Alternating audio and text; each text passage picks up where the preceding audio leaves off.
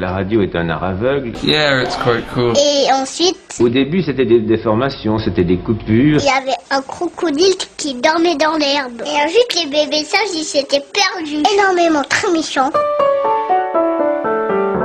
Bonjour, bienvenue à tous et toutes dans l'univers sonore des interviews d'Eric Cooper.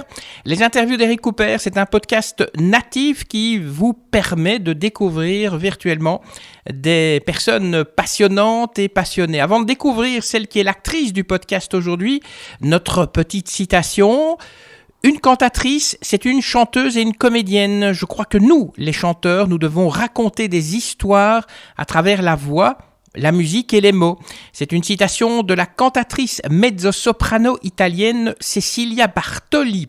Et l'actrice du podcast aujourd'hui s'appelle Céline Chine. Elle est soprano, elle est née à Verviers en province de Liège. Et en fait, on peut dire qu'elle a 3 cordes à son arc. L'opéra, la zumba et la kora. Et tout de suite, moi je vous propose de la découvrir. Je suis quelqu'un de très éclectique, je crois, parce que j'aime plein de choses dans ma vie. Alors évidemment, je suis musicienne, mais je pense que c'est pas la seule chose qui peut définir quelqu'un. Donc, je suis quelqu'un qui aime la vie, qui aime la musique, qui aime l'art en général, je crois. Voilà.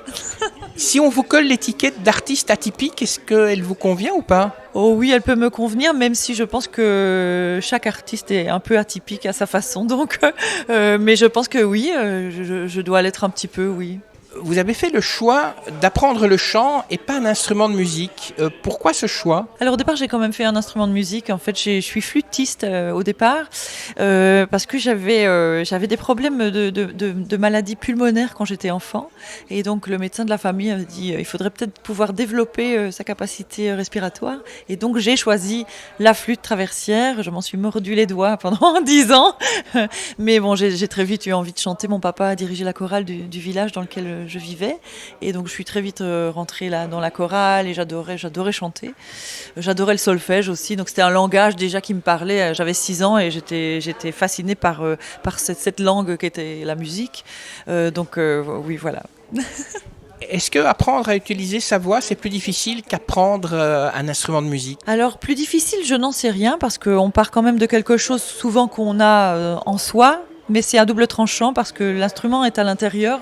Donc c'est vrai que quelqu'un qui a une guitare ou un violon, qu'il a envie d'en changer le timbre, il va aller acheter un nouvel instrument. Tandis qu'avec la voix, on est obligé de faire avec ce qu'on a au départ. Donc parfois c'est génial.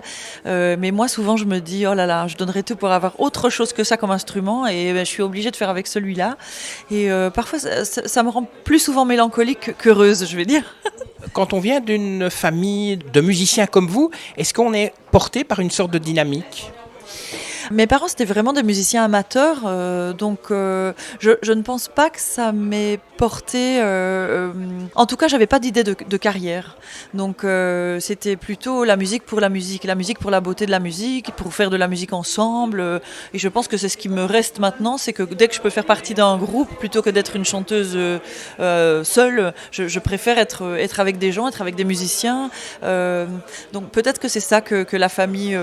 la façon de vivre la musique dans la famille, c'était plutôt les mouvements de jeunesse, c'était la chorale du village, c'était des choses qui se faisaient très simplement en fait. Et donc j'ai gardé, je crois, ce côté de vivre les choses simplement et vraiment pour la passion de la musique pure et pas pour les plans de carrière et voilà tout ce qui est calculé.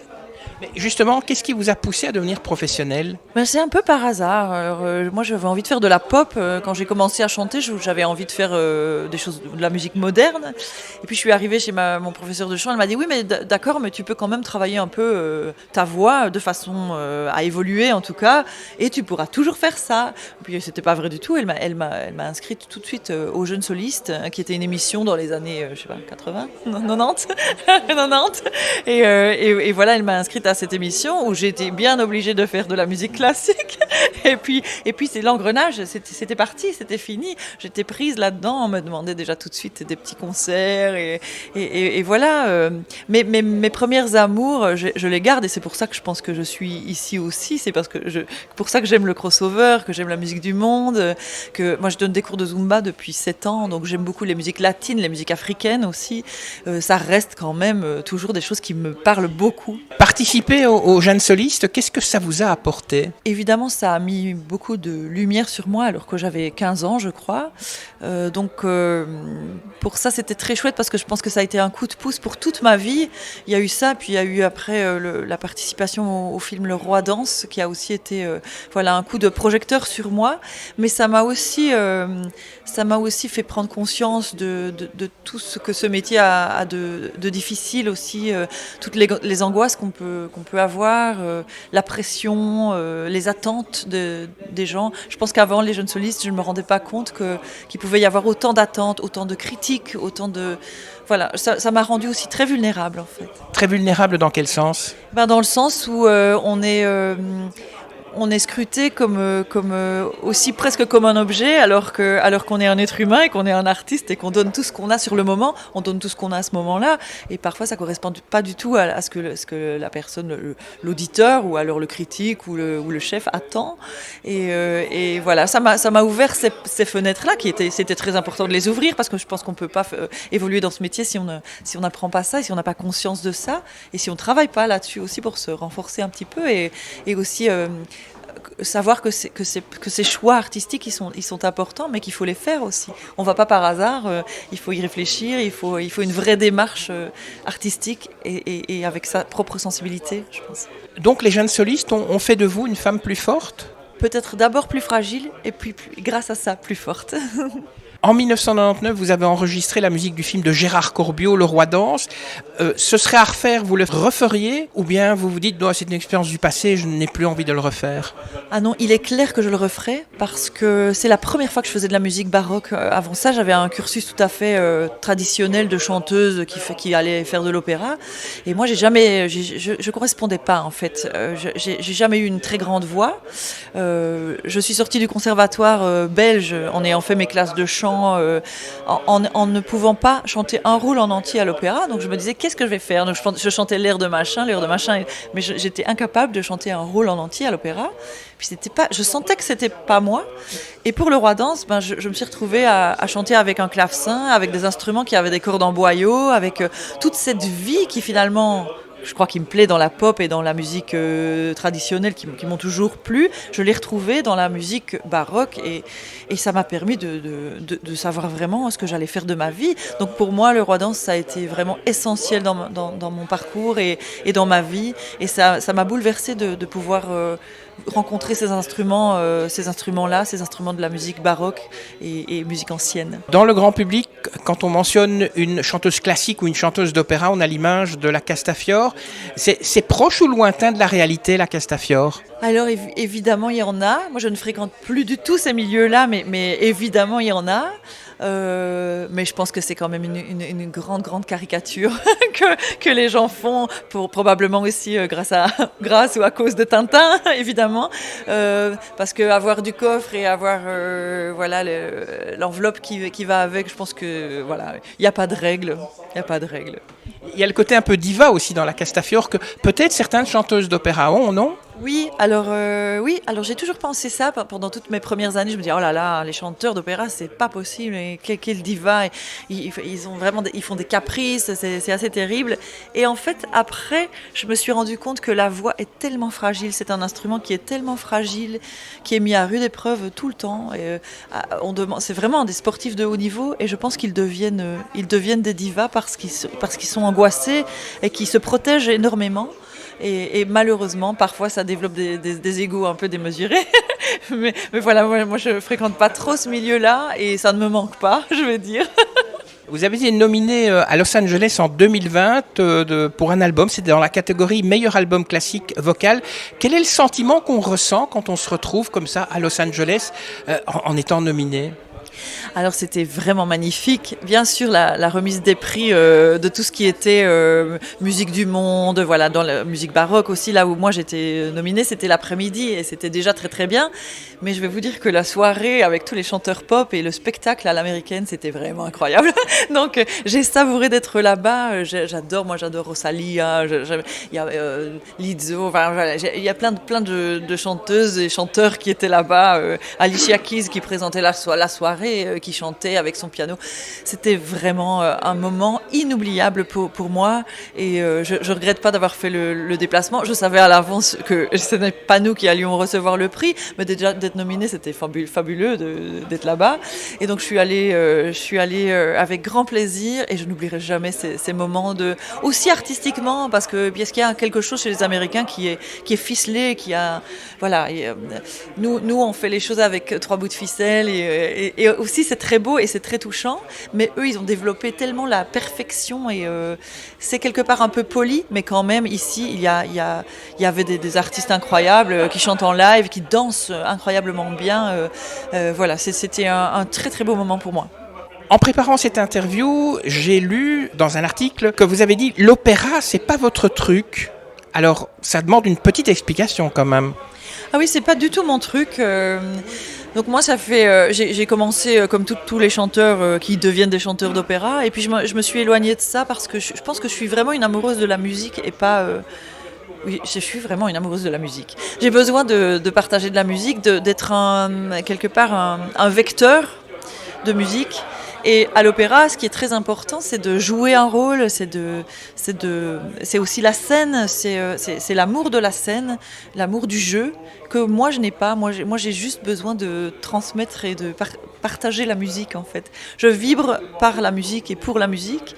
Et je pense que ma vocation à moi, elle n'est pas du tout d'être quelqu'un, je sais pas, comment c'est, Gilda ou voilà. C'est pas du tout ma vocation de jouer un rôle, de travailler sur un personnage.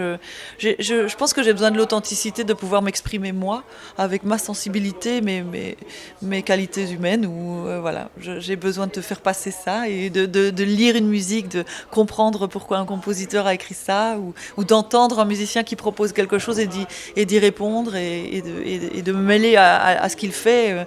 Voilà, être dans la création aussi. Je pense que quand on est à l'opéra, on est moins dans la création. On travaille en amont, on travaille sur un personnage, il y a toute une autre démarche qui est faite, qui est merveilleuse, mais moi j'ai besoin d'être parfois dans l'improvisation et dans la création au niveau de ce que je fais sur scène. Quel regard vous jetez sur le monde de la musique classique ? J'ai beaucoup d'admiration parce que je crois que c'est un travail de titan de développer la technique pour pouvoir répondre à la demande de ce milieu-là. Et en même temps, pour moi personnellement, il y a quelque chose qui me laisse parfois un peu froide parce que j'ai besoin de modernité, j'ai besoin de ce qui est actuel aussi. J'ai besoin de retrouver des choses de la vie de tous les jours, de notre époque à nous. Alors c'est étonnant parce que je fais de la musique baroque, de la musique Renaissance, baroque, ça date d'il y a longtemps. Mais en fait, il y a quelque chose, même dans la façon de chanter par exemple, qui est utiliser la voix avec moins de vibrato qu'à l'opéra par exemple. Donc pour moi, déjà on se rapproche de la voix parlée, de l'expression de ce qu'on va se dire plutôt que de l'artifice d'une voix qui a beaucoup de volume, qui a beaucoup de vibrato et moi je pense que j'aime ça, j'aime bien l'intime, j'aime bien les petites choses. Je parlais d'atypique en début d'interview. Vous faites de la Zumba aussi. C'est un peu l'aérobic des années 2000, enfin du 21e siècle. Alors ça peut l'être, mais les profs de Zumba peuvent être très très différents les uns des autres. Mais c'est vrai que ça peut être ça. Je pense que ça a été créé un peu dans cette optique-là. Mais après, il y a quand même tout ce qui est cette musique du monde, justement, musique... latine et la danse, c'est la base de la danse latine. Il y a beaucoup de salsa. Alors dans les sons de salsa, c'est quand même très très riche.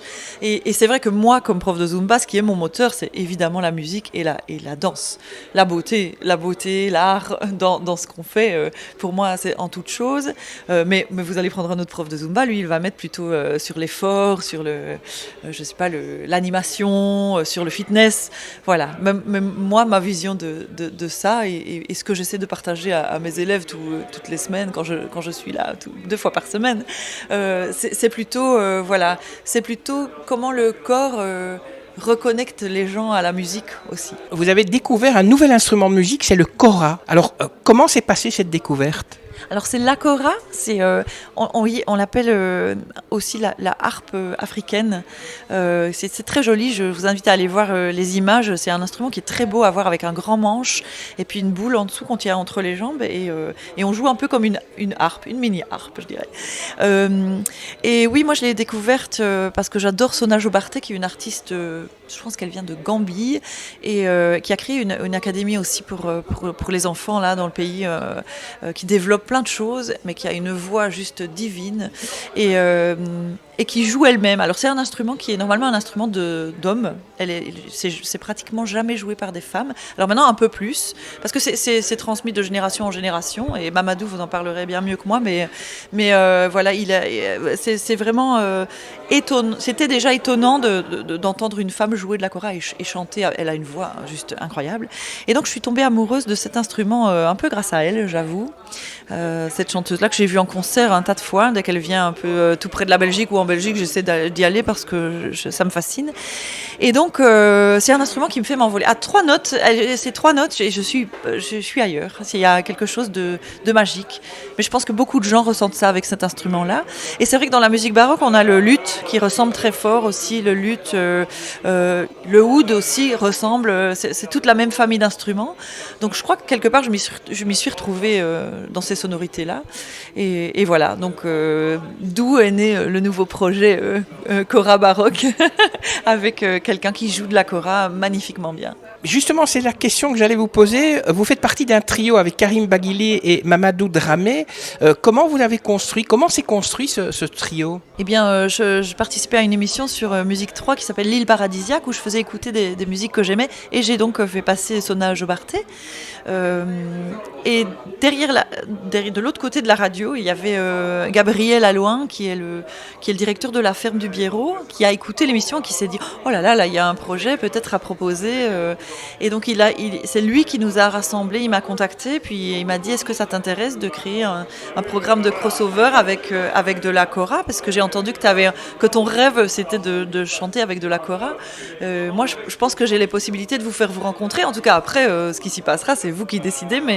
Et donc on s'est rencontrés avec Mamadou Medra et avec Karim Baghili justement qui est très chouette parce que Karim a ce don de mettre les gens ensemble aussi, de réunir les gens musicalement. Il fait le pont entre la kora et entre ce que moi je propose aussi en musique baroque, en musique ancienne. Et donc on s'est retrouvés à 3 et on s'est dit bon bah on se voit quelques fois et on voit si ça prend. On essaie des choses. Alors c'était hyper stressant parce que on n'a pas le même langage, on parle pas de musique de la même façon, et on n'a pas non plus, on lit pas la musique de la même façon. Il y en a qui lisent avec les oreilles. Moi je lis avec mes yeux. Je suis très assez fine solfégiste. Enfin voilà. Et Mamadou lui il vient de la musique traditionnelle, tout à fait traditionnelle. Donc on a eu du plaisir. Je pense qu'aussi on s'est rencontrés avec des personnalités. On est tous les 3 des personnes assez humble, je pense, et douce. Et donc on s'est rencontrés avec beaucoup de cette douceur et de ce respect pour l'autre. Et on a proposé timidement, gentiment les choses. Et puis on a senti que ça prenait en fait entre nous et qu'on avait du plaisir. Et en 10-15 rendez-vous, on a monté tout un programme de concert. Et puis on l'a proposé à la ferme du Biérot. Et le public était apparemment hyper heureux de ce qu'on avait proposé. Donc on l'a refait à la chapelle Reine-Élisabeth aussi. Et voilà, les programmateurs qui sont venus en général ont envie de le programmer. On a quelques projets là, Arsenic et des choses, Volubilis aussi. Donc pas mal de chouettes endroits qui nous proposent d'y aller pour proposer notre musique. Donc voilà. Alors, c'est un trio composé d'artistes de milieux différents. Comment faites-vous pour vous harmoniser dans le fond ? Ah ben, ça a été tout le challenge, mais en même temps c'était très drôle parce qu'on finissait par parler beaucoup c'était très poétique quand tu disais ah oui là alors c'est la partie où Mamadou fait les petites étoiles et puis alors donc on parlait avec beaucoup d'images. En fait c'est ce qui nous a réunis, qui nous a rassemblés, c'est les images, je pense. Plus que de dire là c'est 10 mesures où machin fait un solo, c'était toujours par vague de couleurs et d'images. Et je pense qu'on a tout développé comme ça finalement. On a trouvé un langage commun là au niveau des images, des idées, de la poésie, quoi, des mots. On trouvait un mot qui voulait dire ah là on va faire ça. Et oui, les petites étoiles c'est resté à jamais. On l'a toujours. Des riffs aussi, voilà, des boucles. Oui. Donc il n'y avait pas vraiment de leader dans le groupe. Ah non, il n'y a pas de leader du tout dans notre groupe. Karim, il jongle très bien avec tout ce qui est... Lui, il compose beaucoup, il crée beaucoup de musique de film, par exemple. Donc, quand on devait enregistrer, c'était plutôt lui qui gérait ça. Parce qu'il est très organisé pour ça. Alors il disait moi je pose ça et puis toi tu mets ça par-dessus et puis donc peut-être lui réunit, en tout cas il rassemble, mais il n'y a pas du tout de personne dominante dans le groupe, et ce qui est très chouette parce que souvent dans un groupe s'il y a un chanteur, souvent ça va être lui qui va être le leader souvent, et en fait moi j'aime pas cette position là, mais je me suis trouvée très bien avec eux deux parce qu'on est un vrai trio, en fait, on est vraiment 3 personnes avec des univers différents, et puis là on s'unit pendant 1h10 et on partage, c'est tout. Vous parlez de partager, vous êtes prof aussi, toutes vos expériences font que vous enrichissez encore plus vos élèves grâce à ces expériences? J'espère que c'est ce qu'ils viennent chercher chez moi. Parfois, j'en aiguille certains vers d'autres professeurs qui vont leur offrir, je pense, plus. Voilà, par exemple, au niveau de l'opéra, bien sûr, j'ai des chanteurs qui arrivent chez moi et ils sont bien obligés de faire de l'opéra, donc je suis obligée de travailler ça avec eux. Mais c'est vrai que je pense pas que ce soit ce que je donne de mieux. En tout cas, j'ai envie de donner autre chose que ça aussi. Moi, je pars beaucoup du texte, par exemple, dans mon travail. Je pars beaucoup du style aussi des musiques qu'on aborde, parce que je pense que la technique part du ressenti qu'on a dans une certaine musique ou dans une autre. On va pas chanter, mais même, on va pas chanter de la pop comme on va pas chanter du classique. Et je pense que parfois, il faut pas chercher la technique il faut essayer la musique, et la technique vient toute seule, parce que l'instinct va nous faire un geste de voix ou un geste vocal différent.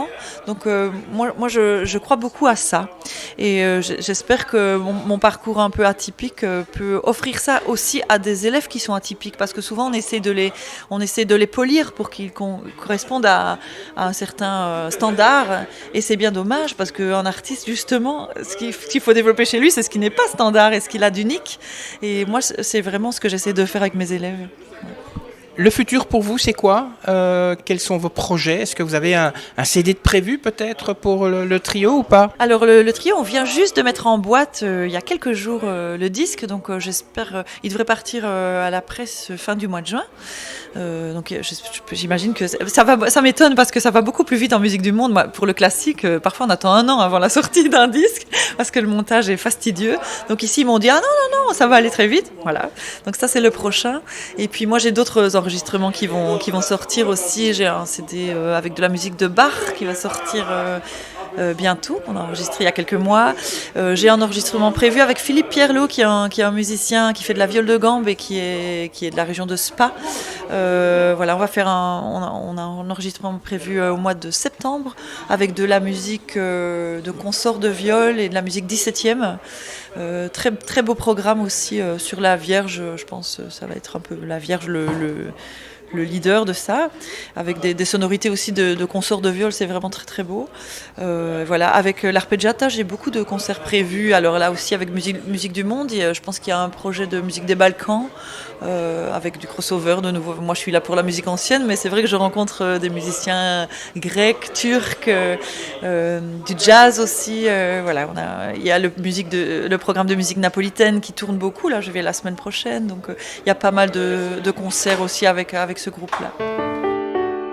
Merci à vous Céline Chine d'avoir répondu à mes questions. N'hésitez pas, si vous appréciez cette interview, eh bien vous pouvez par exemple liker ce podcast, vous pouvez aussi le partager sur les réseaux sociaux. Abonnez-vous aussi, ce qui vous permettra d'être tenu au courant de la publication du prochain podcast. Si vous avez un commentaire à faire, eh bien vous n'hésitez surtout pas. N'oubliez pas aussi que Céline Chine, elle a une page Facebook, donc si vous voulez être au courant de ses prochains concerts, n'hésitez pas à liker la page Facebook. Allez, sur ce, je vous quitte. Je vous remercie d'avoir écouté ce podcast. Je vous retrouve très bientôt. Que la force soit avec vous et avec tous les autres. Et puis, à bientôt pour un prochain podcast. Ça y est, c'est fini.